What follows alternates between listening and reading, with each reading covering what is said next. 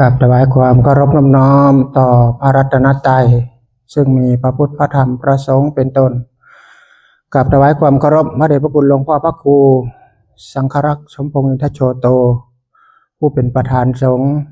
กราบขอโอกาสจากคณะหมู่สงฆ์หมู่ใหญ่ณโอกาสนี้แล้วก็ขอเจริญพรสวัสดีมหาญาติธรรมผู้เป็นฝ่ายสัมมานักปฏิบัติก็ขอเอามือลงเนาะขับฟังแบบบานๆเขาเนาะคุณแม่ อัศจรรย์ใจแค่หางเงาๆผัดบ่ได้ห้องนั่งผัดหากระต่ายหางกล่อมๆผัดมาได้ดอกนางหางคนว่าเนาะการที่เขามาศึกษาภาวนาปฏิบัติอันนี้เป็นวิชาของการดับทุกข์บ่เป็นฝ่ายวิชาการนะถ้าฝ่ายวิชาการเนี่ยมันจะอีโก้หลายปัญหามันหลาย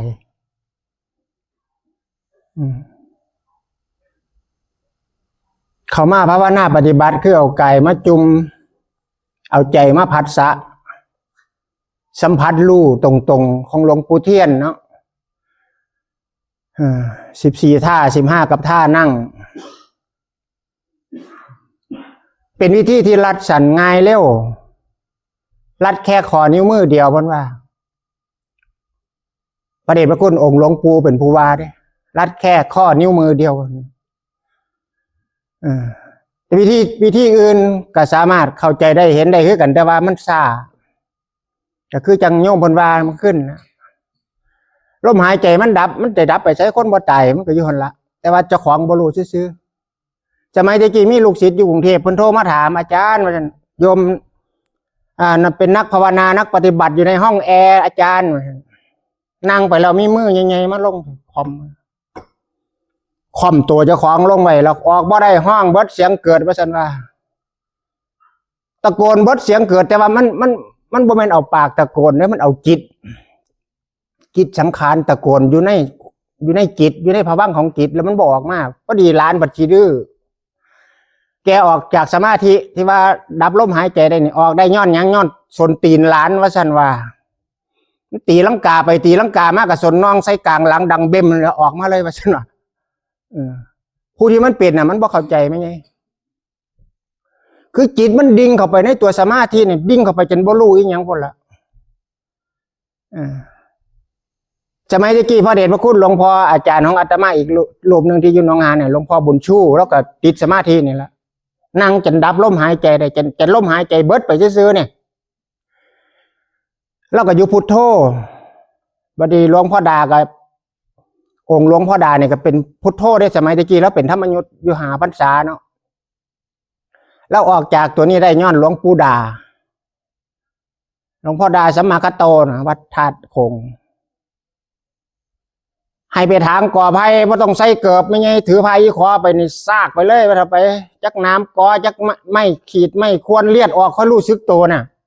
เบิ่งดูมันสิซ้ำใดควบบ่รู้สึกตัวนี้ตัวมันดิ่งเข้าไปสมาธินี่ซ้ำกันกับคนเมาเรานะขี่รถเร็วๆแล้วมันสิหยาหูหยาตามันสิบ่รู้อีหยังมันสิหมุนไปเลยนะหมุนไปเลยเนี่ยหลวงปู่เทียนนั่นเลยบอกว่าเฮ็ดให้แห้งได้เฮ็ดคอยได้เฮ็ดเร็วได้สปีดได้เร่งได้ผ่อนได้แบบเดียวกับขับรถได้เนี่ยกามคุณทั้งหาตัดออกไปนิวรณ์ทั้งหาละออกไปบ่ได้ให้แก้เด้ให้ละกามคุณหาให้ตัดนิวรณ์หาให้ละศรัทธาภาระหาให้สร้างขึ้นมา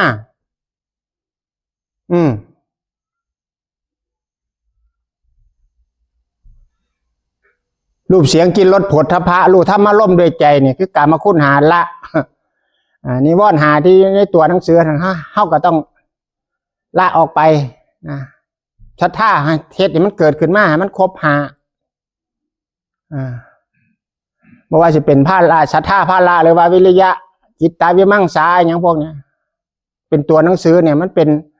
หัวคอเป็นซื้อของมันอันที่จริงมันบ่มีซื้อดอกไม่ไงยกขึ้นรู้สึกเนี่ยมีแต่รู้สึกบ่มีซื้อบ่มันว่าไปหู้อยู่มือไปหู้อยู่ตีนมือเป็นผู้หู้ตีนเป็นผู้หู้บ่แม่นดิย่างเหยียบดินตีนเป็นผู้หู้ มือตบมือเป็นผู้หูบ่แม่นจิตวิญญาณเป็นผู้หูทั้งหมดอันนี้เป็นตัวมาผัสสะกระทบที่มือทำให้เกิดความรู้สึกนี่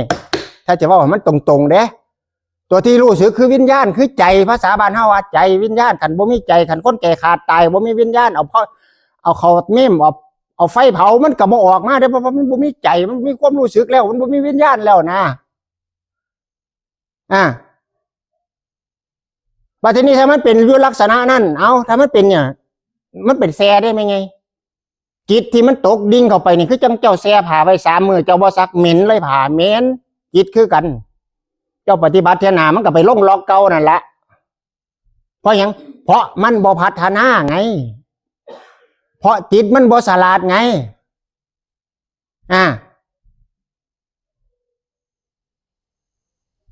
คนนั่งเคลิ้มรับเคลิ้มตื่นนี่ร้องมีอีกผู้นึงถือไม้แสมาฟาดเพี้ยขันบดสะดุ้งออกมาโลดดิบสดนั่นแหละคือของแท้ความรู้สึกโตต้องดิบสดโมเมนต์คืดเอาเด้ถ้าว่าดิบสดนี่คือต้องผัสสะในขณะนั้นเลย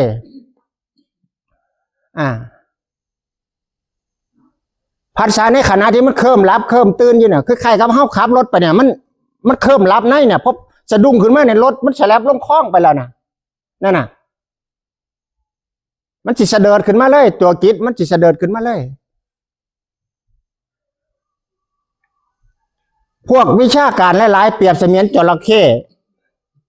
พวกที่บ่มีวิชาการแต่ว่ามีแต่ตัวเจตนาแล้วเขาไปรู้สึกเปรียบเสมือนกับตายนั่งหางนะว่าเราไปบ่ต้องเอาอาวุธปริญญาตรีปริญญาโทปริญญาเอกมาอ้างกันดอกมันจะเกิดปัญญาของมันเองได้ไหมไงถ้าเฮาปฏิบัติไปจนเกิดแสงโอภาสเนี่ยที่เพิ่นเอิ้นว่าญาณยังรู้นี่จนห้องออกปั๊บนี่อารมณ์รูปน้ำเปิดปุ๊บเลยพออารมณ์รูปน้ำเปิดปุ๊บขึ้นมานี่ปัญญาวิปัสสนูเป็นรับเอาจากต้นต่อของอารมณ์รูปน้ำเกิดวิปัสสนูบางคนก็เป็นหลายปีจังอาตมาก็เป็นหลายออกจากวิปัสสนูเขาไปสู่กินตญาณย่างเบิดมือเทศเบิดมือฮอดคำบัดมื้อละเพราะในกูขึ้นเทศมื้อแรกกูจะบอกคักพอจับไม่ปั๊บหายเบิดเลยไม่ไงความคืดที่อยู่กลางวันน่ะหายเบิดเพราะอย่างเพราะมันยังบ่เป็นของแท้มันเป็นมโนวิญญาณทานลูกมันเป็นมโนความคืดเอาซื่อมันหลอนจิตหลอกวิญญาณหลอนแต่ว่าขันเข้าใจแล้วผ่านแล้วผ่านอารมณ์วิปัสสนูปัญญาวิปัสสนูนี่ก็เกิดโพธิปัญญาระดับหนึ่งบ่แข็งแรงพอมีคนเว้าให้มันก็เครียดไปอาลาดเสียขาดเลยค่ะมันคุยกับเสียขาดแล้วว่าถ้าไปไม่ไงบ่ได้สนผู้ใดแล้วก็บ่เก่งผีบ่เก่งเจ้ามันเป็นอารมณ์รุนแรงจังหน่อยนะเพิ่นเอิ้นว่างูบักอ่างน่ะมันสู่คนอารมณ์วิปัสสนูเนี่ยแต่ว่าคันจินตญาณนี่แผ่วเบาแม้แต่คำเว้าเทศอาจจะมีเสียงแหบเสียงยังไปเสียงผ้าเสียงมั่วไปปานผู้เฒ่าไปอย่างเช่นนะแต่ว่าคำเว้านี่ปานพระอรหันต์พุ่นละไปนี่เนียนหลายว่าจะไปเพิ่นก็เลยว่ารูปน้ำวิปัสสนูกินตญาณถ้าเลยนี่ไปแล้วถ้าเอากูบ่กลับเนี่ยพูดดิวิปลาสจิตวิปฏิสารกลายเป็นวิปลาสเป็นคนบ้าแบบยุสีธัญญาเลยพวกนี้กูบ่กลับเป็นคนเขาไปแล้วกูบ่กลับเห็นไหมไงบั่นอยู่เมียงเลยบ่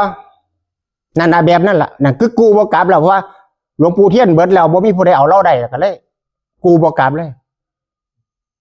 ขันเราเอาเรียงอารมณ์รูปน้ำเราเอาเก่งก็พาอีกขันเราอยู่ผู้เดียวเราก็ยืนบอกกับเทวดากับผีกับต้นไม้ซักไม้ยังยายจะคุยกับผู้ใดเหรอคุยกับเทวดาที่คือดีเทวะจันดอกก็ได้คุยกัน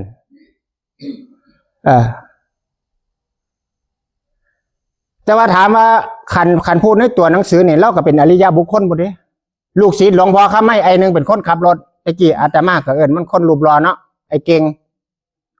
บ้านนี้ฮอนงานจัดงานมาปั๊บนี่ย้ายนี่เราสิมามักเว้าเด้มามักเว้ามาเทศแข่งพาเนาะไอ้นี่บ่ถือไม่แสไล่ตีเราขนาดเราเป็นบ้าเราก็รู้อยู่ด้วยจะตีย้ายลาย้ายเจ็บจะตีย้ายลาย้ายเจ็บบ่ซั่นตีเล่าหลายเทียต่อหลายเทียดูบ่อยข้างต่อบ่อยข้างเขาหลายปีเขาปีรุ่นมากรถแหกโค้งกินเหล้าเมารถแหกโค้งกลายเป็นไอ้เก่งนาผีแล้วเดี๋ยวนี้เพราะหยังมึงดูเพราะมันเป็นบาปไง อย่างน้อยๆเพิ่นก็ได้เป็นอริยะขั้นต้นอยู่เด้มันเป็นบาปได้รับบาปจากย่ายนั่นไอ้นี่ก็กลายเป็นเจ้งหน้าผีก็เสพมาเสพยังไปคนขับรถให้หลวงพ่อข้าไม่น่ะอยู่วัดทับมิ่งขวัญน่ะมึงดูวิบากกรรมมันเอายมท่านตายเห็นอาตมาโอ้มันเป็นแท้ไม่ไงวิบากกรรมไผสร้างกรรมตัวใดก็รับกรรมตัวนั้นอันนี้คือกันเนี่ยกรรมของตัวพระวานาเนี่ยเฮาบ่แม่นว่าเฮาให้ผู้อื่นมาสร้างให้เฮาเด้เฮาสร้างเอาเองเด้นี่ความรู้สึกตัวหรือความบ่รู้สึกตัวเฮาก็เป็นคนสร้างเอาเองได้ไหมไงนั่งอยู่นี่มันดิ่งเข้าไปก็ฮู้อยู่ว่าจิตมันไปติดตรงนี้ก็ยังพยายามเอาอยู่หม่องเก่าอยู่บ่ตะเกียกตะกายออกนะคันแม่นปลาก็บ่บืนหาบวกน้ำถ้าเป็นปลาขอดน้องขอดว่างแล้วน้ำสิแห้งเบิดนี้จากแล้วก็บ่สามารถที่จะบืนที่ตะเกียกตะกายไปโสตายทั้งนานจังซี่นะเป็นยังไงเป็นกันว่าตายเป็นตายว่าเขาเป็นคนเฮาก็เป็นคนล่ะเอาปากยำเขาคือกันล่ะเอาดังหายใจคือกันล่ะตายเป็นตายว่าจ้ะฮึดสู่ขึ้นมาพอมันเห็นตัวนี้ปั๊บพอของหลวงปู่เทียนนี่เล่งขึ้นพอมันดีออกมาแล้วนี่เจ้าอยากให้มันเข้าไปหาหม่องเก่ามันก็บ่เข้าไปเด้คุ้ยฝึกไถหน้า7 มื้อไหมไงถ้ามันเป็นแอกเป็นไถเป็นคาดแล้วแม่นบ่มีคนจูงอยู่ข้างหน้ามันก็ย่างของมันเองเฮาอยากให้มันออกล่องเฮาก็ตวัดเสียกจักหน่อยอยากให้มันออกอยากให้มันเข้าเฮาก็ดึงเสียกจักหน่อยแค่นั้นน่ะมันเป็นแล้วมันไปของมันเองเลยแม่นก็เฮานั่งฉันเขานั่งรับประทานอาหารนี่ไหมไงรับประทานไปอยู่บ่เศร้าเนาะเฮาออกมาจนเกินอิ่มจังซี่นะเกินอัตราจังซี่นะมันสิบ่กินให้เบิดเด้เพราะหยังเพราะมันรู้ได้กระเพาะมันรู้ของมันเด้อคืนกินไปในตายแน่นอนอ่ะออกมาหลายคนกินบ่เบิดมันฮู้จิตมันฮู้พอจิตมันฮู้แล้วกายมันก็รับบ่ไหวอันนี้มันต้องสังเกตเด้สังเกตคือเรียนรู้จากเจ้าของเองเรียนอยู่ที่กายที่ใจนี่แหละเอาใจมาเป็นห้องเรียนเอากายมาเป็นห้องเรียนเอาใจมาเป็นผู้เรียนเป็นผู้ศึกษา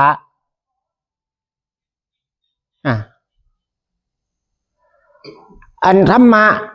หรือว่าการภาวนาการปฏิบัติมันเอิ่นคนละซื้อกันแต่ว่ามันอันเดียวกันเบิดมันสิภาวนาแบบใดก็แล้วแต่มันเป็นกุศโลบายแต่ว่าวิธีใดมันสิง่ายเท่านั้นสมัยสมัยนี้อรหันต์กูเกิลมันหลายแต่ว่าคันผู้ใดไปถึงอาจารย์ดีๆก็ไปได้สบายไงกดเข้าไป YouTube หลวงตาสุริยะสมหาปัญโยสิการให้อารมณ์กรรมฐานการยังอาจารย์ได้แม่นเฮาก็เข้าไปก็ยังหาหลวงพ่อพระครูทำแสงเทียนจังซี่กดเข้าไปใน YouTube พิมพ์ชื่อวัดชื่อว่าเพิ่นลงไปถ้าเฮาสนใจเรื่องพวกนี้นะถ้าไปพ่ออาจารย์บ่ดีก็ลังเที่ยอาจารย์บ่รู้อารมณ์เนาะคันถามไปโอ้แม่นเราโยมซัดเต็มที่เลยไอ้นึงเป็นคนเกิดรุ่นเดียวกับผมอยู่บ้านมันยังเป็นบ้าเท่าคู่มือเนี่ยเป็นบ้าแบบเดียวกับยายบันจังหวัดเลยละไปน้ำพระโกนหัวนุ่งขาวไพ่บาทไพ่กดให้พระไพ่ถุงย่ามให้พระไปโยมนั่งอยู่นี่นะทำอยู่นี่นะเพราะเกิดอารมณ์ปฏิบัติไฟลูกไฟน้ำกับผู้ให้กรรมฐานกับว่าเป็นกรรมฐานเนี่ยบ่ผ่านประสบการณ์บ่มีอารมณ์กรรมฐานแต่ว่าหังไปเรียนก็ยังอาจารย์ประสิทธิ์ละว่านะไปเรียนได้เป็นครูสอนกรรมฐานก็เอากระดาษมาอ้างกันนะก็คือจังพระเดชพระคุณหลวงพ่อท่านเจ้าคุณโมลี่วัดอยู่กรุงเทพนะที่ว่าไปสอนอยู่ต่างประเทศแล้วก็ไปยุบน้อยนี่ละเป็นครูสอนกรรมฐานแต่บ่รู้กรรมฐานแล้วว่าไปได้หนังสือกระดาษหลวงพ่อเทียนแผ่นน้อยๆซ้ำฟ้ามือนี่มากกระดาษสีเหลืองๆที่มานั่งยกอยู่ทั้งนอกก็อายเขาไปนั่งยกอยู่ในสวมทีบอยู่ในห้องน้ำต่างประเทศสหรัฐอเมริกาพุ่นอันที่มายกยังสิจะขอผัดสอนยุบหนอบัดสอนมาจากกี่ปีแล้วบัดนี้สิมาเปลี่ยนกับท่านหันกับญาติโยมเขาก็รับบ่ได้พุทโธก็ให้รู้ว่าพุทโธให้ใจรู้ให้ใจมันรู้ว่ามันอยู่กับพุทโธถ้าใจบ่อยู่กับพุทโธล่ะบ่อยู่กับลมหายใจแล้ว หาใจมันพ่ออยู่ใส่ใจ แต่หาบ่พ่อก็บ่พัฒนาใจไผใจมันนี่เนาะไม่ไงต่างคนต่างมีใจเพราะว่าการสิพัฒนาเจ้าของนี่มันก็ต้องเจ้าของรู้เจ้าของเองเจ้าของสัมผัสผัสสะอายตนะภายในภายนอกทุกจะบ่พอถ้าบ่โง่เมียมีผัสสะมันยังว่าเนี่ยเนาะลมหายใจหายไปซื่อๆบ่เข้าใจตังค้าสงสัยจักสิไปให้ผู้ใดมาอธิบายจังสิแจ้งอันนี้ก็ทุกข์แล้วเนี่ยเพราะหยังเพราะมันบ่แจ้งกับลมหายใจไงลมหายใจมันนั่งไปจะมันดับไปซื่อๆเนี่ยมันดับไปใส่คนบ่ตายลมหายใจดับไปใส่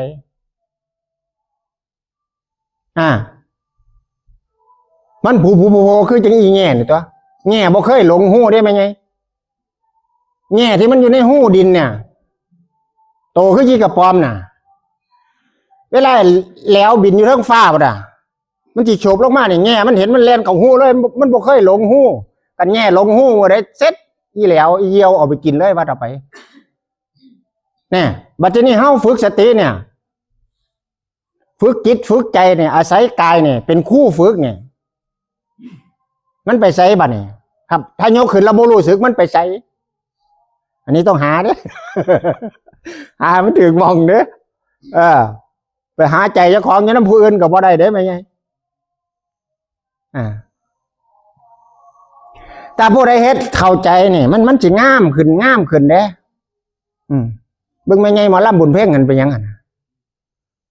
สีผิวสีหน้าแล้วนี่อีกจักน้อยมันสิซ้ำกับก้นมดแดงสมมติตัวเหลียวไปมันสิซอดใสจริงๆหูเด้เพราะหยังเพราะว่าทำมาเขาทำงานของเขาเองเนาะทำเมาเขาก็ทำงานของเขาเองนะผู้ใดมีทำเมาหลายกันนาแลนาเขาฟาไปแล้วอันผู้ใดมีทำมาหลายบัดนี่อารมณ์สงสัยอารมณ์กังวลอารมณ์กังขาต่างๆบ่มีว่าจะสิไปสงสัยมันอย่างละเนาะคันยกขึ้นรู้สึกมันมีแต่คำตอบแม่มันบ่มีคำว่าสงสัยไหมแค่ขยี้มือสิก็รู้สึกได้ไหมนั่งอยู่ซื่อๆนี่ฟังเสียงคนบอกก็ได้ยินเสียงก็รู้สึกได้นี่ไหมรู้จังซี่ไหมรู้น้อยๆนะรู้น้อยๆมันมีอานุภาพคือปุ๋ยเฮาใส่อ้อยใส่ยังซี่ไหมแห้งถือปุ๋ยแห้งงามความสงสัยหลายเท่าใดคันเฮาหายสงสัยน่ะความสงสัยนั้นก็มาเป็นปุ๋ยให้ตัวบ่สงสัยแล้วความรู้สึกตัวนี่ก็บ่แม่นว่าสิเป็นเส้นคือเสียกข้าวเสียกงัวเสียกก้อยได้มันก็รู้สึกขนาดนึงเปาะนึงมันก็ดับไปแล้วก็รู้สึกไหมเนี่ยเพิ่นเอิ้นว่ารู้สึกเป็นเปาะคือลูกโซ่หลวงปู่เทียนเพิ่นว่าน่ะบ่แม่นรู้สึกแบบเป็นทางลาดยางยาวลาดฟาดอาจารย์บ่แม่นถ้าแบบนั้นมันบ่มีขันบ่มีตอนมันก็เลยขันแบบนั้นมันบ่มันเกิดดับได้มั้ยมันเกิดตะเลิดตะเลยเด้นั่นน่ะเกิดดับเนี่ยมันต้องเป็นเปาะขนาดนึงคือจังเฮาเอาใส่งัวมาเฮ็ดอึ่งเปาะกินนี่แหมขอดเอาปอยแปะย่างใส่เตาโลนี่แหม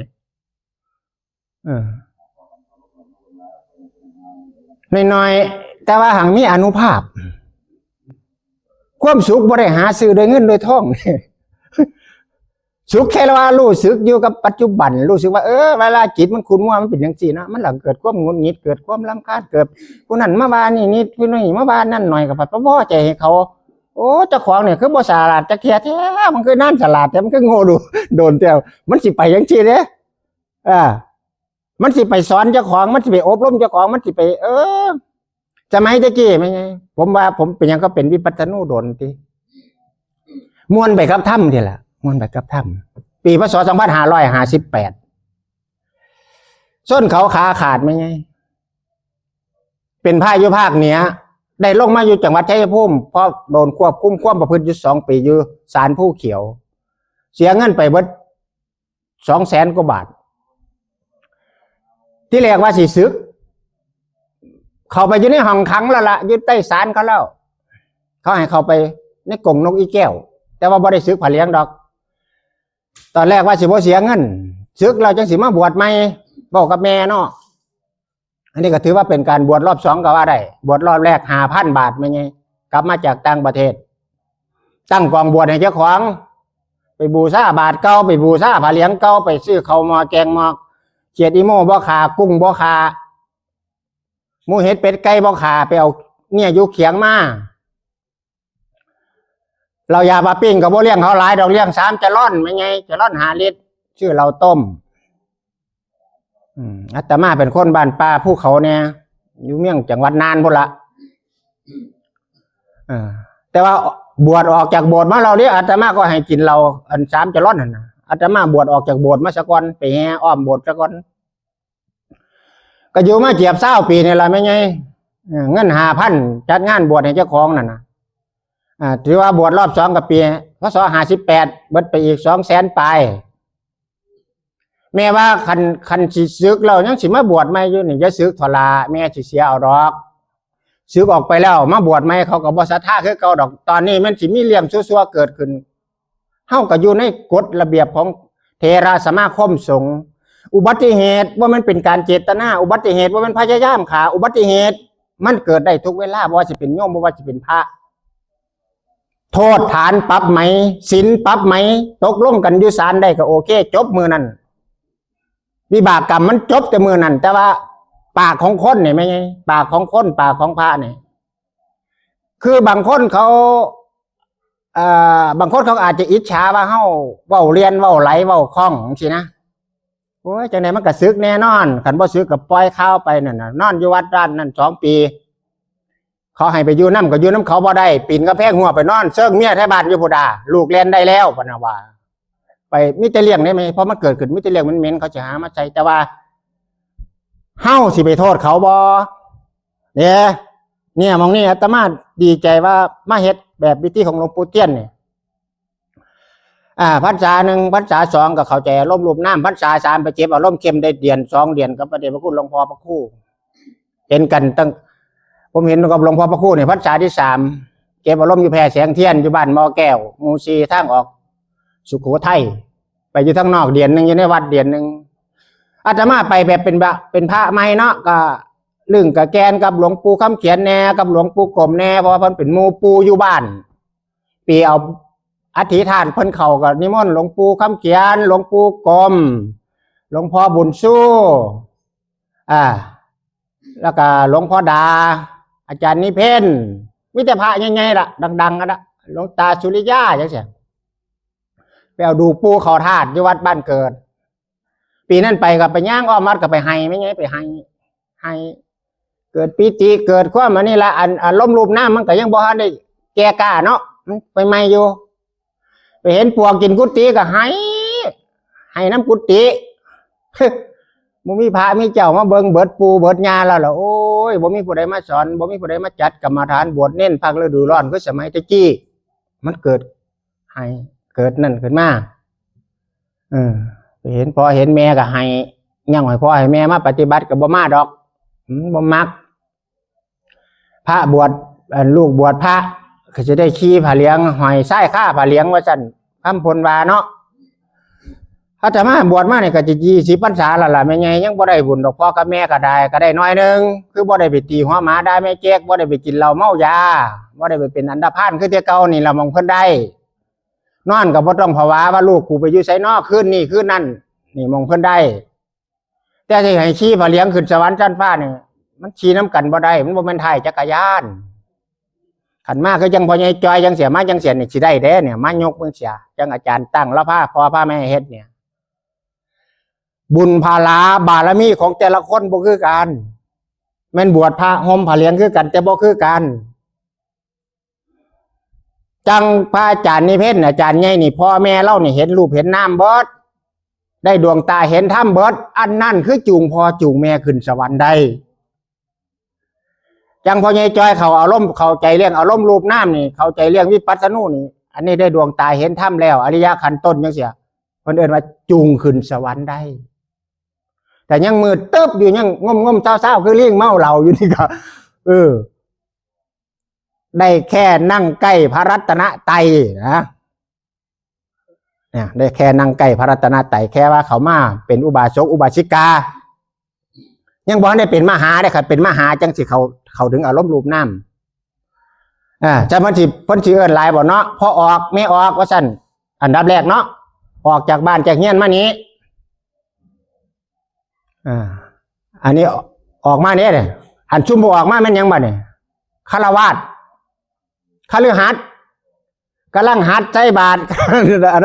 นั้นต้นเลยเด้อขั้นแรกบันไดขั้นแรกได้เด้อพอออกไม่ออกเนี่ยขั้นที่สองอุบาสกอุบาสิกาเนี่ยขั้นที่สามนุ่งขาวห่มขาวมาสมาทานศีล8องค์ขอวัดปฏิบัติเนี่ย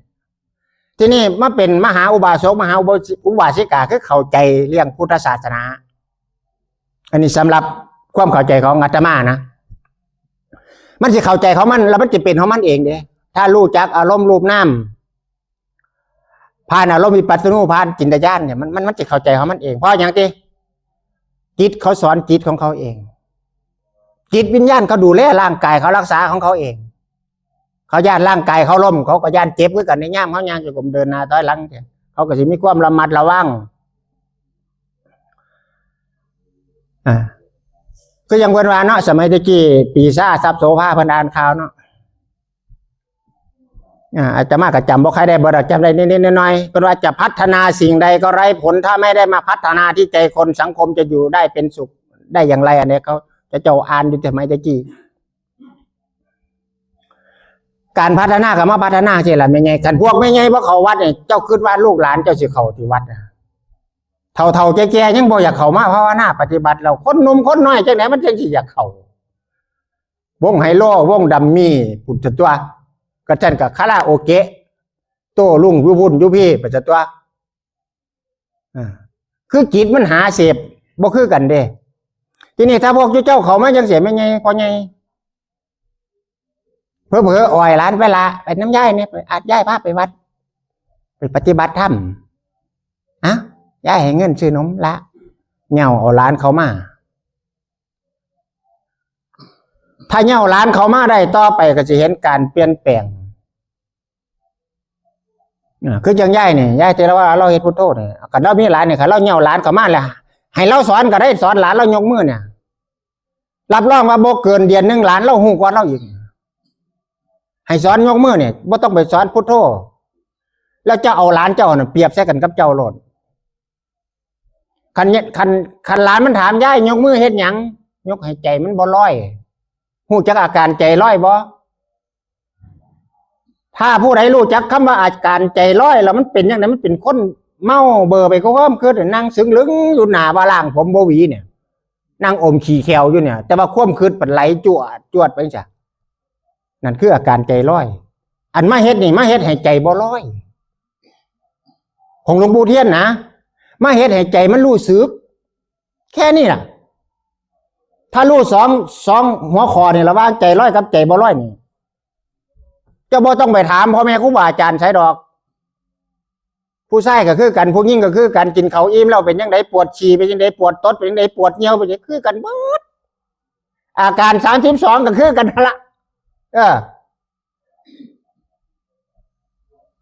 แม่นเสียวกระเทยมาว่ากับตามแม่นเสียวท่อมมาบอกกับตามมันก็อาการเดียวกันนี่ละมันผิดแต่คำว่าเพศยิ่งเพศใช่ซื่อธาตุ4ขันธ์5นั่นบ่ผิดกันดอกที่มันมากมันหลายเพราะมันไปให้ความสำคัญมันหมายซื่อมันไปเพิ่มอีโก้เพิ่มอัตตาตัวตนให้ตัวเองไปเพิ่มอัตตาตัวตนให้ผู้อื่นอัตลักษณ์ที่สร้างขึ้นมาอย่างเงี้ยคันเอาสมมุตินั้นออกไปคันบ่มีซื้อกับสีนายก่อนายขอนายง้อนายข้อก็คือจังสมัยล่อหาบ่ท่านเลิกทาสนี่แล้วว่าที่นี่เพิ่นให้มีชื่อเสียงเรียกน้ำขึ้นมาเพราะตามโลกสมมติพอยังมันสิได้เอิ้นขาดกันง่ายก็คือเฮาจังไปตั้งประเทศนี่แหละบางคนก็อยากไปดูอาตมาไปแล้วว่าบ่เห็นมันจูบมันเจ้าคือบ้านเฮาดอกไม่ไงตื่นหน้าขึ้นมาก็ฮัลโหลไม่เฟนไม่เนมอีดเบียอยู่คำฟอร์มอยู่เพราะบ้านนั้นแล้วมึงมาจากไสมึงชื่อว่าจังไดมึงอยู่ประเทศใดมันระบอกคือบ้านเฮาละบ้านเฮามันง่ายเด้เนาะแม่นบ่มีเขากินก็โอ้ยแม่ไงขอเขาจักปั้นแหน่เว้ากันกระมวลพร้อมเว้านัวหัวมวนเว้ารู้ภาษาเว้าภาคกลางก็ได้อีสานก็ได้กันไปตั้งประเทศกันบ่เก่งอังกฤษแล้วก็ว่ายตั้งแต่หิวน้ำเนี่ยก็อื่นน้ำลายเอียกๆกันแล้วไปสมัยแรกๆเนาะสมัยไปเฮ็ดงานเงินไทยก็บ่ได้ไปเปลี่ยน ไปกาตาร์ไปบาเลนจ้ะบักฮาจบปริญญาตรีปริญญาโทปริญญาเอกกับอะไรภาษาอังกฤษไม่ไงจะเป็นโง่ เห็นด็อกเตอร์โง่ก็มาเห็นย่ำไปนอกนี่แหละป้าจะดอกผู้ขาก็ได้ปะหิวน้ำก็จับขวดน้ำขึ้นไปหาแขกฮัลโหลข้ามเห็นมือเชนาบอกว่าเป็นที่แรกเนาะไอวอนพีทกับบวาเด้ไอวอนวอเตอร์บวาเอาเงินแบงค์ไทยไปให้มันบอกยูโนมันนี่โนกูดโยโกซิตี้แบงค์เจนมันนี่มันบอกเขาไปหาเปลี่ยนเงินพูดโอ้มกประเดกแลกสร้างไปแต่บ้านตำไปจนประเดกขึ้นลากยังได้กินกับขนมปังอยู่ตายเพราะหามผีตกปลาซ่าล่ะมันทุกมันลำบากอย่างนี้ได้ไหมไงอยากกลับบ้านก็อยากกลับให้ก็ให้ได้เดี๋ยวให้แบบว่ามีคนตีนะมึงรู้ไงปันใดเป็นพ่อคนเป็นพ่อเฒ่าคนเรายังไปให้อยู่ต่างประเทศนะเพราะยังเพราะความโง่ยังของโอ้มันบ่ฉลาดถ้ามันฉลาดมันไปใช้กับไปได้ไปบอกข้อสอนเนี่ยเขาจะไปเนี่ยรถไปกรุงเทพยุ่งมองได้เหรอซ่านสาราที่ต่อใดมันบอกภาษาบ้านเฮาบ่ภาษาบ้านเขาได้บ่เนี่ยมันต้องบอกภาษาอังกฤษบ่โอ้ยมือตึ๊บแล้วอีเมียพอความโง่ทีนี้เฮาอยู่บ้านเฮานี่ไม่ไงเฮาเขามาศึกษามาภาวนามาปฏิบัติเนี่ยพอเฮาบ่ฉลาดได้เฮาค่อยเข้ามาเรียนรู้เนี่ยพอเฮาเข้ามาเนี่ยนะเพิ่นบอกว่าต้องเฮ็ดจังซี่ได้โยมตื่นขึ้นมาตั้งจิตตั้งใจผู้เฒ่าเก่าเพิ่นว่าเนาะแต่ก่อนบ่ทันได้ปฏิบัติ บ่เข้าใจลางเที่ยไปเล่นน้ำกันกับหมู่กับพวกกับพี่กับน้องนี่กันไปแย่เขาเกิดอารมณ์บ่ดีเขาก็พิษกันทะเลาะเบาะแว้งกันเนาะผู้เฒ่าเพิ่นว่าสู้อยู่ซื่อๆสู้สิตายบ่อยู่มู่ๆสีๆเนี่ยเป็นหยังเพิ่นว่า เป็นว่าไม่ไงเพ่งคันไปเว้ากวนหมู่นี่ลูกหลานเขาพิษกันน่ะผู้เฒ่าหายเด้บ่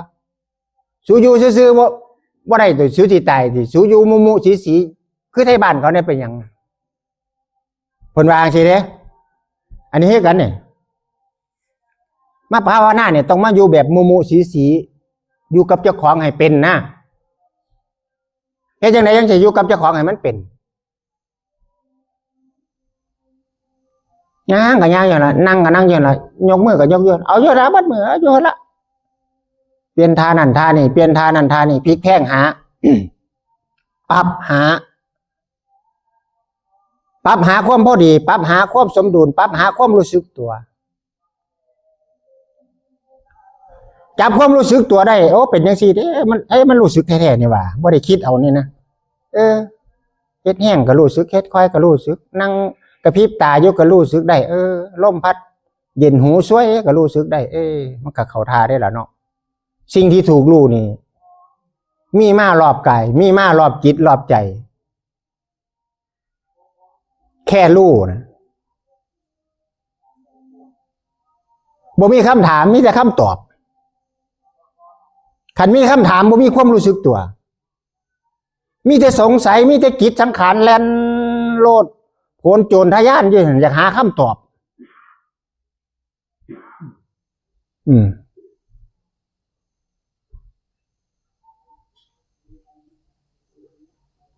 เพราะอย่างเพราะมโนวิญญาณธาตุโลกแค่คืดปั๊บจังซี่นะมันก็เป็นรูปก้องย่องรถสมมติว่าเจ้าคืดฮอดผัวก็เป็นรูปผัวเจ้าก้องย่องรถธาตุสี่ขันธ์ห้าตัวนี้มันก็ไปสร้างตัวนั่นอีกตัวพูดตะรูปพูดภาษาบ้านเขาเรียกว่าพูดผีตัวความคิดเกิดขึ้นปุ๊บมันเกิดพูดเกิดผีวุ่นบ่มีตัวตนคือเห็นลูกก็เป็นลูกชายคือเห็นลูกสาวก็เป็นลูกสาวอันนั้นมันเป็นพูดเป็นผีเป็นไพ่มหาพูดตะรูปธาตุสี่ขันธ์ห้าตัวนี้มันเป็นรูปที่จับต้องบายถึกเนี่ยแต่ว่ารูปตัวนั้นจับบ่ได้บายบ่ถือคือคำเมาเนี่ยเขาเอ่นว่าพูดไพ่ภาษาบ้านเขาเนาะพูดไพ่ผีไพ่ผีพูดแต่ว่ามันก็เกิดจากคนเป็นนี่แหละที่คิดขึ้นมาแล้วมันพร้อมที่จะไปสร้างเกิดเป็นรูปเป็นร่างขึ้นมาให้เขารู้จังซี่ก็จบแหละต้องไปรู้ยังหลายรู้หน่อยๆรู้หน่อยๆนี่มีพลังรู้หน่อยๆนี่มีมหาสติ ลูกน้อยๆนี่มีมหาปัญญาเพิ่นว่าโพธิโพธิจิตโพธิธรรมโพธิปัญญาเกิดจากจิตวิญญาณที่ได้รับการพัฒนาในการฝึกฝนปัญญาเขาก็เป็นของเขาเองเขาก็มีของเขาเองเขาก็สร้างของเขาเองเขาสิแคนเซิลเขาสิลบเขาสิดีลิทหรือว่าเขาสิให้มันบวกขึ้นมากเกิดขึ้นมากของเขาเองดับเขาก็เฮ็ดของเขาเองอาการเกิดดับจะว่าไตรลักษณ์3ยังก็แล้วแต่แม่นสิบ่ว่าก็แล้วแต่กินหลายก็ทุกข์บ่กินก็ทุกข์ไตรลักษณ์3เขาก็ทำงานของเขาอยู่จังซั่นยามหนาวห่มผ้าหลายก็อุ่นบ่ห่มหลายก็หนาวเขาก็ทำงานของเขาอยู่จังซั่นเขารับรู้ของเขาอยู่จังซั่นแต่ว่าจะรู้แบบฉลาดหรือจะรู้แบบโง่อันนี้ก็อยู่ที่จิตเขาพัฒนาของเขาฝึกฝนของเขาเพราะยังเพราะเฮานั่งอยู่นี่เนาะทุกคนก็ล้วนแต่สิ่งง่อยใส่ลงทุกคนก็ล้วนแต่สิ่งง่อยเขาเมมให้เขาเผาอยู่แล้วตอนนี้อายุ60ขึ้นไปแล้วเพิ่นเอิ้นว่าบักมี่เทียเราเด้บักมี่เทียบักม่วงสุกบักม่วงเทียเราเด้เนี่ยเหลือแต่มันสิโลนขวัญได้ไหมไงเหลือแต่มันสิโลนขวัญเขาโล่งให้เขาไปเผาท่านเนี้ยแล้วบัดนี้ช่วงที่เฮาเหลือชีวิตอยู่เนี่ยไฟอันที่มันลิบลีอยู่เนี่ยคันมันรถเขาก็สิแจ้งจอดแล้วว่าจะไปเฟมก็เริ่มผูแล้วบรรทุกหนักก็บ่ได้แล้ว2 มือยันทั้งหน้าดากสีฟ้าเอ้ยเฟมมันผูมันบ่เอาหัวขึ้นคือแต่เก่าเด้แต่เก่านี่ลูกขึ้นหัวขึ้นนี่สิได้คือปลาลดเดี๋ยวนี้มันเอาหัวซี่ลงดินหมดได้เอาดากซี่ขึ้นฟ้าลูกกะโอยนั่งกะโอยว่าจังว่าเนี่ยมันกับดอกไม้โรยแล้วทีนี้เฮาสิเฮ็ดให้เฮามีความสุขได้ในขณะที่เฒ่าๆแก่ๆจังซี่เฮ็ดจังได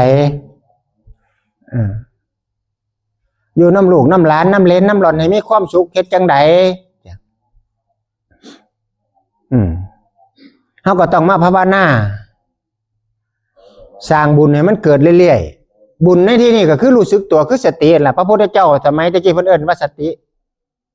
ตัวเดียวว่าซั่นหลวงปู่เทียนก็คือความรู้สึกตัวเดียวเนี่ยหูเมียคิงตัวเดียวเนี่ย2,568ปีนี้68เนาะ2,568ปีพระพุทธเจ้าเพิ่นว่าสติมายุคสมัยนี้มาทศวรรษนี้หลวงปู่เทียนมา1ศตวรรษหรือว่ามากกว่า1ศตวรรษถ้า100 ปีขึ้นไปก็1ศตวรรษจังซี่นะหลวงปู่เทียนว่ามารู้สึกตัวต่อจากหลวงปู่เทียนมากก็มีพระเดชพระคุณหลวงพ่อพุทธายะนันทภิกขุหรือว่าหลวงพ่อมหาเฮาจนมาถึงกลุ่มศิษย์รุ่นน้อยลงมาจนมาฮอดหลวงพ่อพระครูไปละรุ่นไปจนมาฮอดกับผมหรืออาตมาไปละรุ่นเลนล้านหล่อนลงมาเรื่อยๆแล้วในสายงานหลวงปู่เทียนหรือว่าในวิธีการเว้าบ่ว่าสิเป็นพระบ่ว่าสิเป็นโยมเพิ่นสามารถเว้าเรื่องอารมณ์รูปนามได้เพราะว่าปฏิบัติแบบหลวงปู่เทียนนี่ก็เว้าได้แบบหลวงปู่เทียนถึงแม้ว่าเฮาสิบ่ตัดกระแสขาดคือจังหลวงปู่เทียนก็แล้วแต่คือจังอาจารย์กำพลนี่เนาะอาตมาอยู่ได้ย้อนอาจารย์กำพลเด้กำพลทองบุญนุ่มแต่ก่อนเราติ่งได้จังแปลงฟันก็บ่ได้กระดิกมือได้แล้วเขียนหนังสือไปหาหลวงปู่ก็เขียนว่าผมอยากจะมาสมัครเป็นลูกศิษย์หลวงพ่อนี่จะได้บ่จะมาปฏิบัติธรรมนำไหนผมย่างบ่ได้เด้ผมเดินจงกรมบ่ได้เด้เราว่าหลวงปู่เลยเขียนตอบจดหมายไปว่าเราเขียนจดหมายมางามถ้าเ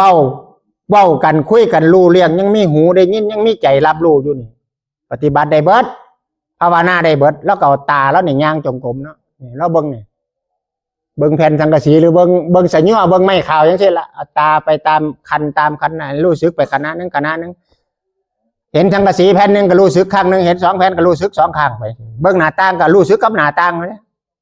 เอาหน้าต่างเป็นสิ่งที่ถูกรู้เอาเสาเป็นสิ่งที่ถูกรู้เอาตาเป็นผู้เห็นเอาใจเป็นผู้รู้เนี่ยว่ามันตารู้ว่ามันหูรู้เด้ตาเป็นผู้รับหูเป็นผู้รับจมูกเป็นผู้รับลิ้นเป็นผู้รับกายเป็นผู้รับจิตวิญญาณคือใจเป็นผู้รู้อยู่มองใจมองเดียว มองอื่นเป็นสิ่งที่ถูกรู้บางคนเฝ้ามือมาลูบมันหูอยู่มือนี่มันหูจังสิถ้าจังสิยังบ่ตรงเลยคะแนนเต็มร้อยเอาไปเลย9 คะแนนถึง10 คะแนนมือสัมผัสเนี่ยเกิดผัสสะอยู่ที่มือแต่ว่าใจเป็นผู้รู้นี่เต็มร้อยเพราะว่าคนมันมีใจถ้าใจขาดปั๊บหูบ่ได้บางคนฟังเรากำกวมโอ้ยพูดอาจารย์รูปนั่นก็ว่าจังสี่อาจารย์รูปนี้ก็ว่าจังสั่นซุ่มนั้นบ่ฉลาดคันไปโทษแต่อาจารย์เนาะใส่พระเปียงใส่อาจารย์เปียงนี่รูปนี้เขามากับอาจารย์อันนี้ข้าน้อยเห็นเราเป็นจังสี่พอถามมือนี้มือหนามาก็ถามรูปไม่อีกก็คือเขาถามมันก็ละเพราะยังเพราะบ่ฉลาดถ้าฉลาดเราก็จะเป็นต้องถามยิกเจ้าของมึงก็ได้ขนาดเล็บยิกยันหนังมันขาดกับบิดนิดหน่อยก็ได้เนาะคู่อัดบิดนิดหน่อยเนาะบิดละมองขี้ปูมันออกเลยบิดนิดหน่อยเจ็บแห้งเฮ็ดแบบใดก็ได้ขอให้มันเกิดความรู้สึกโตเดินหน้าถอยหลังเดินขยับไปข้างหน้าข้างหลังข้างซ้ายข้างขวาวิธีที่มันบ่ถนัดที่สุดคือการเดินถอยหลังถ้าผู้เฒ่านะอยากเดินถอยหลังให้เดินยึดพื้นเรียบๆมันเสียลองเบิ่งโอ้ยความระมัดระวังนี่เต็มร้อยมันย่านร่างกายมันล้มจิตวิญญาณมันย่านเจ็บมันย่านกายมันเจ็บมันก็สิคอยดูแลคอยแล้วเนี่ยบ่มั่นใจก็ยังหันหน้าขึ้นไปเบิ่งข้างหลังพุ่นเลยเพราะหยังนั่นน่ะคือตัวสติตัวระมัดระวังตัวโยนิโสมนสิการเนี่ยคือตัววัดรอบเนี่ยคือมันเป็นเปรียบเสมือนเรดาร์อันสนามบินนะล่มสิมาตอนใดสิมาจังหวะใดปรับขึ้นเท่าใดนี่มันพวกหอเรดาร์เนี่ยมันต้องส่งสัญญาณบอกให้ปรับให้ทะยานขึ้นจังซั่นจังซี่แบบเดียวกับพวกนักขับเครื่องบินมันก็ต้องรอฟังสัญญาณจากหอเรดาร์สิมีข่าศึกศัตรูเขามากอะหอเรดาร์มันจับได้เบิดละมันก็เกิดภาพอยู่หน้าจอมันเพียไปฮอดประเทศอินเดียแล้วมันก็จะขึ้นภาพอยู่หน้าจอลูกศรชี้อินเดียเนปาลนี่ยังมันชี้บอกเขามันจะทำงานของมันเองเลยจิตวิญญาณเฮาคือกัน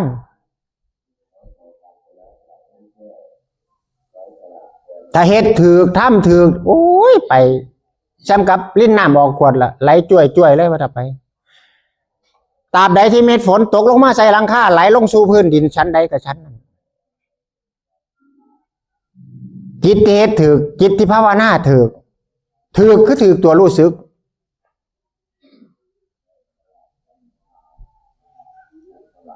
ถ้าถือตัวรู้สึกบ่มีตัวสงสัยถ้าถือตัวสงสัยตัวรู้สึกกับบ่มีแต่สงสัยตะบี้ตะบันตะพึดตะพื้ออันนี้ก็บ่แจ้งอันนั้นก็กังขาอันนี้ก็ตอบเจ้าของบ่ถูกนี่มันก็เรียกว่าตะพึดตะพื้อมันหลายถ้าผู้เฮ็ดถือตัวรู้สึกก็คือกันอุปมาประไม้คือกันเก่าเฮาซักผ้าได้มั้ยไงซักผ้าแล้ว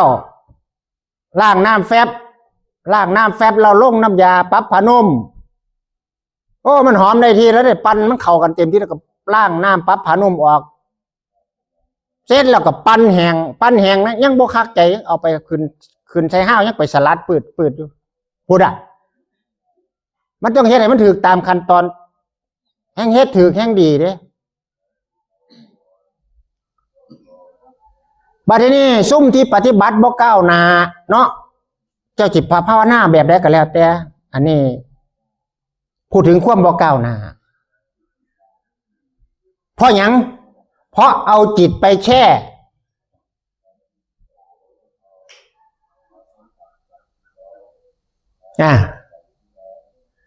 มันแช่ไม่โดนมันก็เน่าแล้วแช่ผ่าขาวเนี่ยก็ล่อมึงนะแม่แช่ย่ำมือแรกนี่กลางคืนนอนมือเช้ามาก็มีกินแล้วแต่ถ้าเอาจิตไปลู่เนี่ยมันยังถูกต้องอย่าเอาจิตไปแช่ก้าวเดินก็รู้ว่าก้าวเดินนั่งยกมือก็รู้ว่านั่งยกมือยืนหายใจอยู่ซื่อๆเนี่ยก็รู้ว่ายืนหายใจอยู่ต้องเอาจิตไปรู้ ไปรู้ที่ลมหายใจก็ได้หรือไปรู้ที่รูปกายยืนก็ได้มันโมนิฟายได้ไหมไงคันผู้ใดเฮ็ดแล้วบ่เข้าใจเฮ็ดแล้วยังมึนยังนั่นอยู่เก่าเนี่ยมันต้องร้องเพลงแม่ใหญ่สอนพุ่นแล้วเนาะแม่ใหญ่สอนปากบ่แดกอ่ะจังสี่มันต้องสอนจังสี่มันต้องถอนถอนออกมาให้มันตื่นมันซื่นขึ้นแล้ว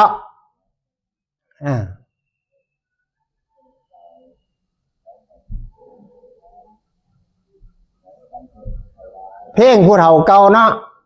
ข้าเจ้าร้องจะไม่อาตมาเป็นเด็กน้อยดอก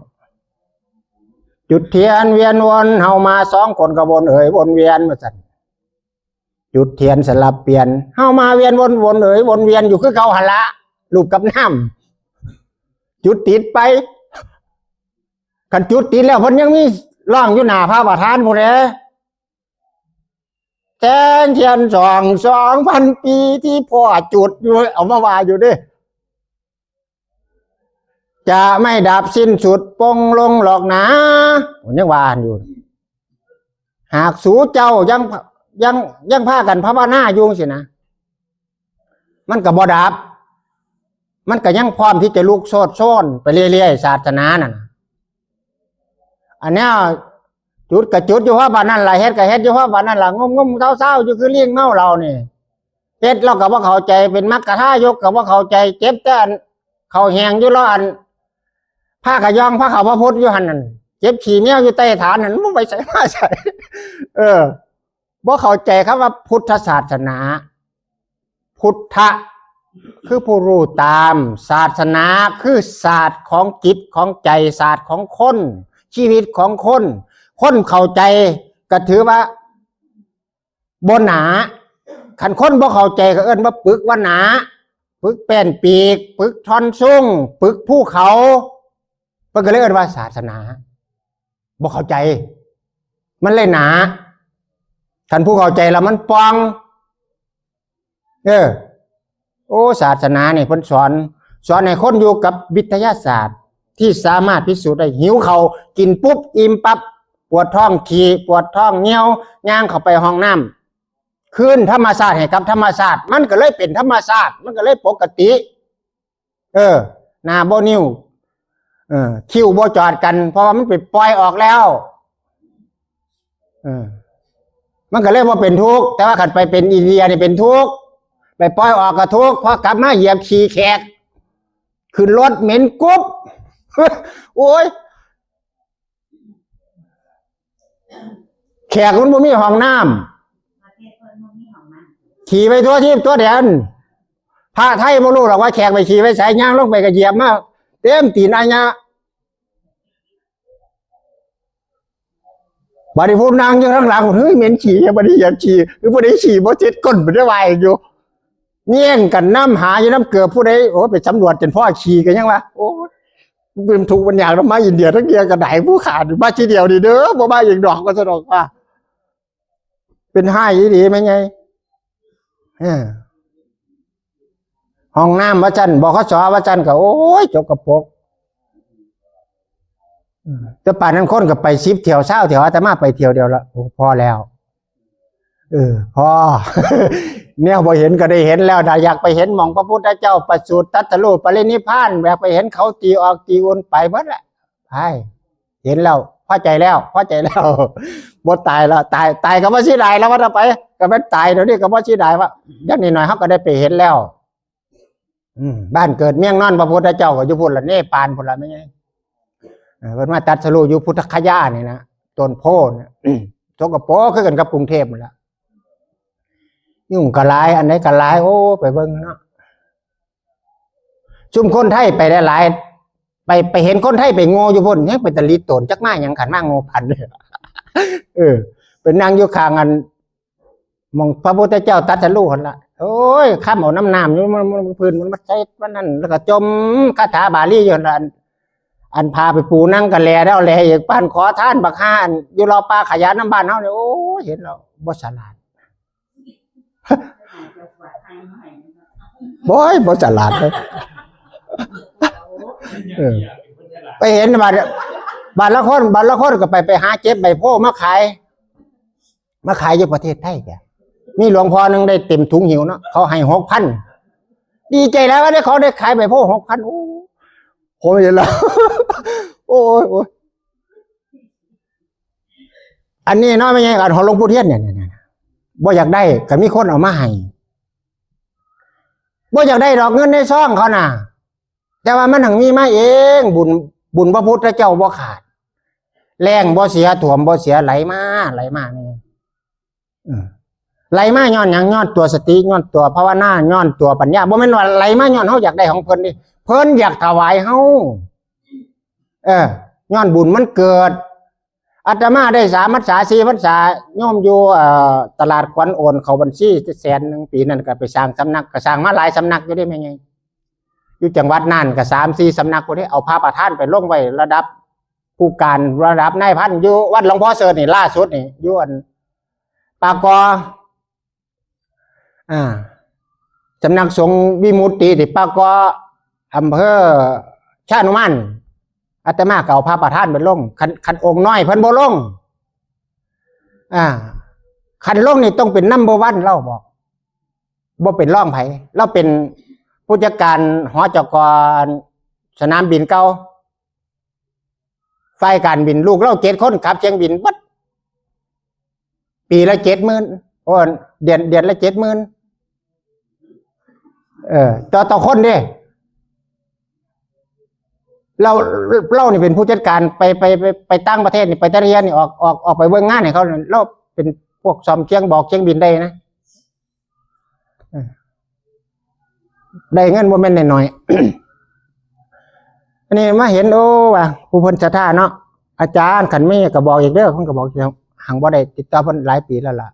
มีคนอยากได้หลายคันเอาดูหลายก็อยากอายเพิ่นเนาะเพิ่นก็ประวัติหน้าไว้อยู่เด้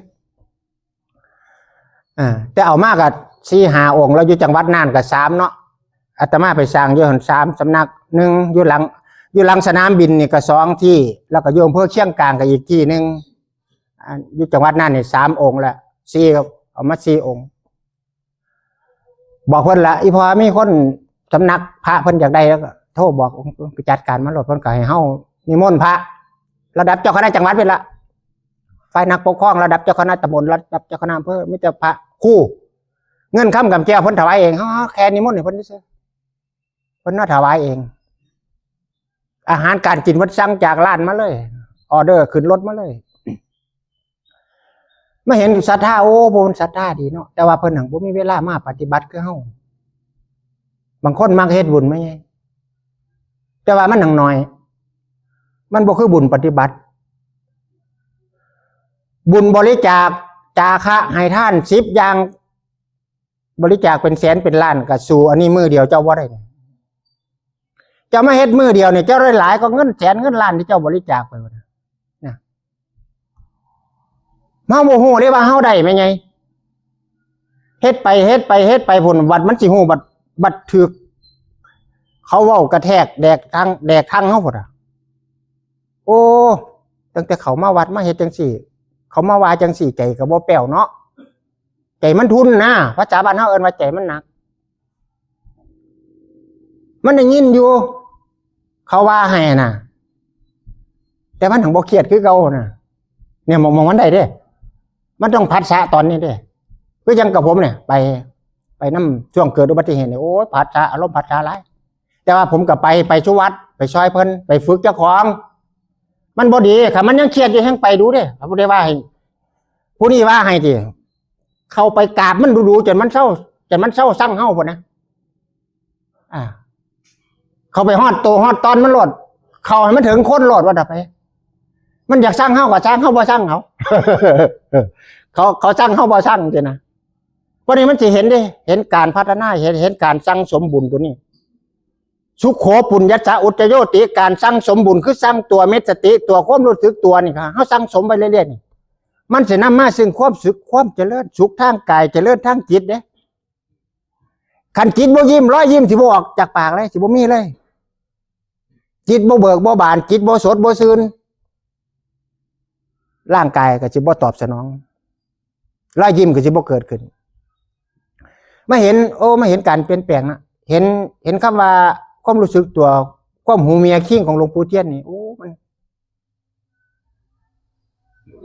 มันบ่ได้ไปพี่เบิ่งในตัวหนังสือเลยบ่ได้ไปพี่เบิ่งในเปเปอร์ในกระดาษในสมุดเล่มนั่นในสมุดเล่มนี้โอ้ยบ่เลยยกขึ้นรู้สึกถึกที่สุดเอาว่างล่องความไปง่ายมือขึ้นรู้เหียนรู้หน่อยๆนะแต่ว่ามันมีอานุภาพมีมหาพลาบุญบุญก็เกิดอยู่ที่จิตอยู่ที่วิญญาณของเฮาแต่ว่าเฮามาอาศัยกายเป็นผู้ให้เกิดบุญกายขยับใจรู้เกิดบุญก็คือพวกเราเก่ากันว่าล่ะบุญนี่บ่มีผู้ใดปั่นแจกมันบ่แหกเอาได้ดอกคือไม่ดอกผ้ากลาง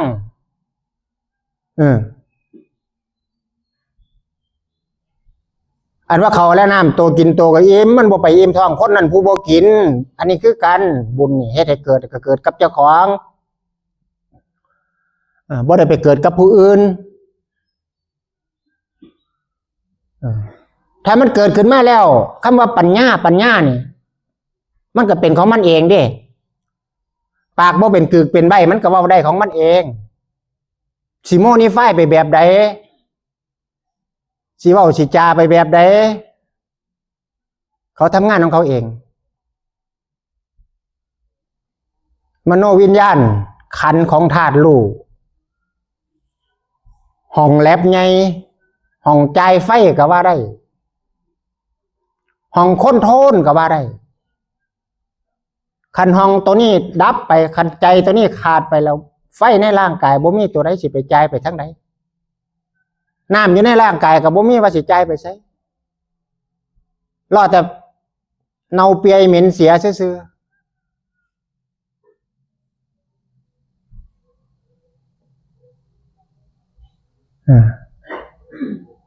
รอให้เน่าเปียเหม็นเสียไปซื้อเอาไปเฮ็ดปลาแดกกับบ่มีคนขายบ่มีคนซื้อ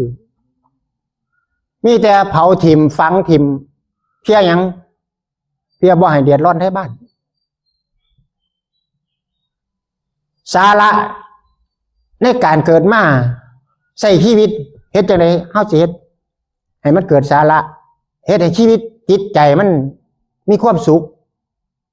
เพลิดเพลินไปกับอายุสังขารที่มี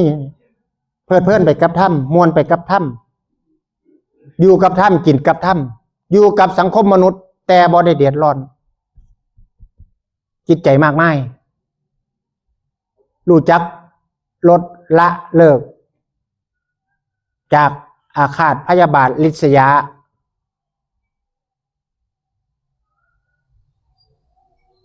เขาด่ามาเฮาบ่ตอบโต้เขาผูกพยาบาทเฮาบ่อาฆาตเกลียดแค้นเฮาให้ความรักกับเขาให้ความอนุเคราะห์อนุโลมกับเขาให้โอกาสกับเขาอย่างที่นะนี่คือความเมตตาพรหมวิหารสีมันก็จะเกิดขึ้นเขาบอกไปว่าตัวหนังสือก็ได้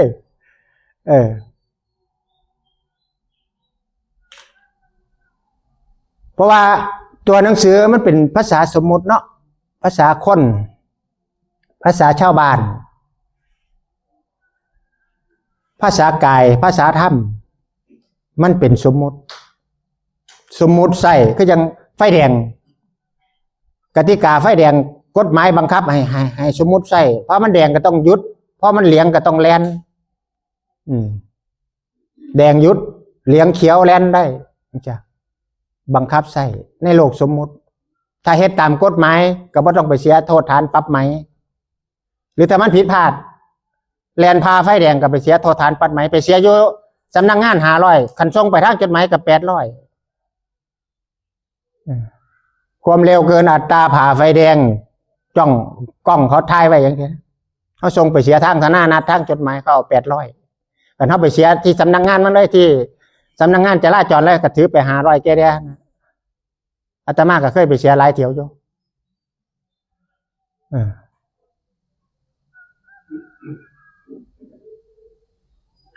อันนี้ก็ฝากพ่อเฮาแม่เฮาเนาะฝาก เป็นอาหารอันล้นเลิศจะทำแบบไหนก็ได้ให้มันเกิดความรู้สึกตัวจะงวกจะเลี้ยว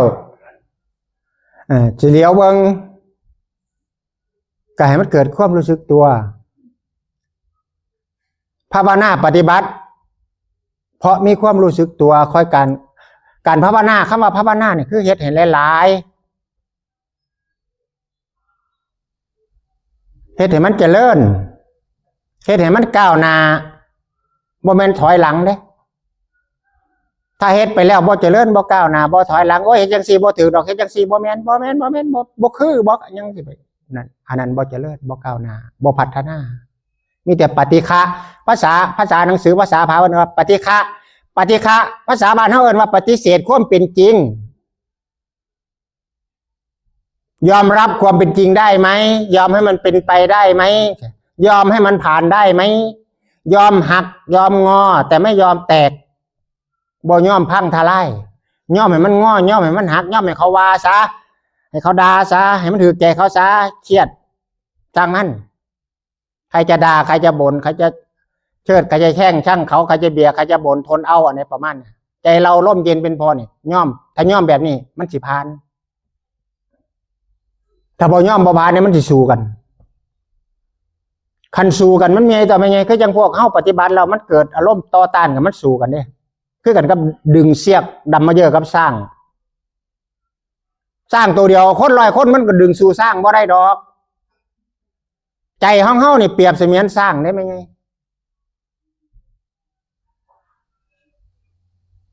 มันแห้งปานนั้นพ้นในใจเพิ่นได้ว่าหลวงบ้านนอกบ่เท่าวอกในเวียงใจมันหลอกมันก็หลอกตัวมันก่อนเด้ก่อนสิไปตัวผู้อื่นนี่ตัวเจ้าของก่อนบักใจเนี่ยถ้าเฮาเห็นใจเฮาแล้วเฮารู้ว่าลิงมันดื้อเฮารู้ว่าลิงมันซนบางคนก็เอิ้นลิงบางคนก็เอิ้นวอกบางคนก็เอิ้นกังเป็นหยังคือมีหลายชื่อแท้สมมุติพอเฮาสมมุติมันขึ้นมาไงแต่อันที่จริงกับภาษาเฮากับว่าลิงนั่นแหละลิงหลอกเจ้าเด็กเลี้ยงแกะลิงหลอกเจ้าหลอกเจ้าก็หลอกเจ้าของหลอกตัวเองทีนี้ถ้าเฮาเข้าใจว่าลิงมันดื้อเฮาก็ชำเลี้ยงเบิ่งเนาะยกขึ้นรู้สึกสังเกตเบิ่งชำเลี้ยงเบิ่งคันมันบ่รู้สึกมันไปใส่ลิงถ้ารู้ว่าลิงถ้ารู้ว่าจิตว่าใจนี่มันเป็นจังซี่เนาะสังขารละขันธ์มันปรุงมันแต่งจังซี่บ่ต้องไปห้ามหลวงปู่เทียนบ่ได้ให้ห้ามเด้ให้รู้มันบ่ได้ห้ามความคิดแต่ว่าให้รู้ความคิดหลวงปู่เทียนบอกให้รู้มันรู้มันซะว่ามันคิดมันคิดเรื่องของมันเนาะเฮาบ่แม่นเฮาคิดเนาะเฮาก็รู้สึกต้องเอิ้นมันกลับมาบอกบางคนว่าถ้ามันคิดไปจังซั่นเราต้องเอิ้นมันกลับมาต้องพามันกลับมาติว่าซั่นเว้ยมันขี้คร้านไปมันก็คืนมาเองนี่แหละมันบ่ได้พามันมาหยังเด้เนาะมันบ่สมจังเที่ยขับรถไปเนี่ยขับไปคิดไปแล้วจะคันมีจังหวะมีงานเขาเนาะเขาโทรกิ้งละ3มาคันเฮาบ่มีหูสมอทอกมันบ่มันหนีไปปากก็เว้าโทรศัพท์มือก็ขับไปก็นิ้วเกียร์มันทำงานได้ในขณะหนึ่งเนี่ยมันทำงานได้หลายแบบความสามารถของคนน่ะแต่ว่าเฮาสิสังเกตเบิ่งเจ้าของเป็นบ่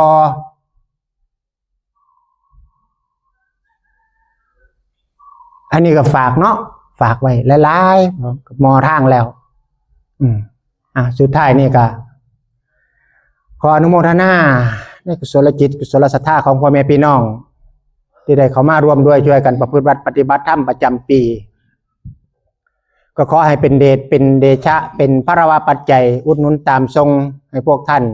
อยู่ดีมีสุขทั้งด้านกายก็ดีด้านจิตด้านวิญญาณก็ดีเนาะสุขกับธรรมมีก็ให้มีปัญญา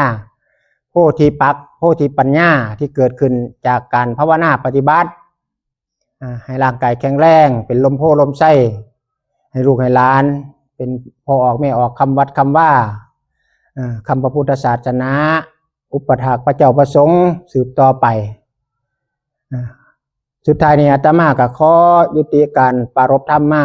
ณโอกาสนี้ก็ขอเอวังก็มีโดยประการฉะนี้